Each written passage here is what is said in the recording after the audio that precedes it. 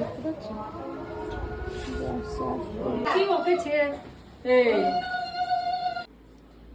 So আজকে আমার ব্রাইডে খুব লেট, মোটামুটি 1-1.5 ঘন্টা লেটে বসেছে, লেট হয়েছে। মাঝখানে আবার রিচুয়ালসে গেছিলো, আবার রিচুয়ালসে যাচ্ছিলো, মোটামুটি আমি আটকে ধরে বসিয়েছি। হ্যালো বন্ধুরা, welcome to makeup magic by Seema. Video শুরুতে তোমরা দেখতেই পেলে ঠিক ক্লায়েন্ট কতক্ষণ লেট করেছে।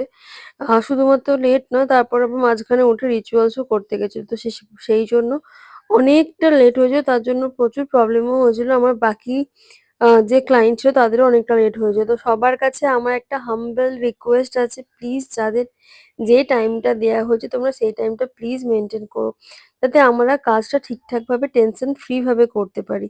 কারণ আমার একটা ব্রাইডের জন্য বাকিরা সাফার করবে, বাকিরা টাইমে বসলেও ও যেহেতু প্রথম ব্রাইড লেট করেছে, তো আমার পক্ষে বাকিদেরও লেট হয়ে যায়। তো সেইটা তোমরা সবাই একটু একটু রিকোয়েস্ট, এই সিজনে একটুখানি সেটা টাইমে বসার চেষ্টা করবে। হ্যাঁ, একটু আধটু লেট হতেই পারে, 10-15 মিনিট লেট হতে পারে, সেটা কোনো ব্যাপার নয়। কিন্তু ওর থেকে বেশি লেট করা প্লিজ আমাদের মানে পক্ষে খুবই চাপজনক হয়ে যায়।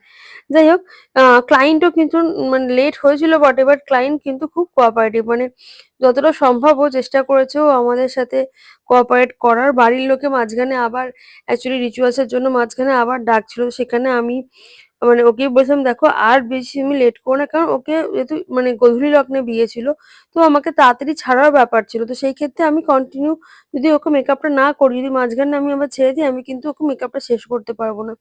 তো সেটা বাড়িতে ও ম্যানেজ করে মেকআপটা করতে বসেছিল, সেটা অবশ্যই একটা ব্যাপার।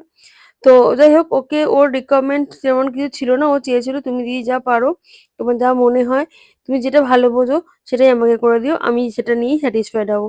যাই হোক, তোমার সাথে ফুল লুকটা শেয়ার করছি বিফোর কলকা। টিপটা ছাড়া ব্রাইড আজকে তো আপাতত কলকাটিস্ট আসছে, কলকা করবে একটু কি করে। তো তোমার কেমন লাগলো বলো আজকে লুক নিয়ে? খুব সুন্দর লাগছে। পছন্দ হয়েছে তো? হ্যাঁ, একদম। দাঁতের সাথে লিপস্টিক তুলছে না একটু। আন্টি ভালো লাগছে? ও তোমার মা না, এটা আন্টি না? এটা আচ্ছা আমার আচ্ছা মাসি। আচ্ছা আচ্ছা আচ্ছা, ঠিক আছে, ফুল লুকটা হোক। খুব ভালো লাগছে। Thank you. একটাই ছবি, তাই তোমাদের সাথে এটাই শেয়ার করলাম। তোমাদের কেমন লাগলো অবশ্যই জানিও। Thank you.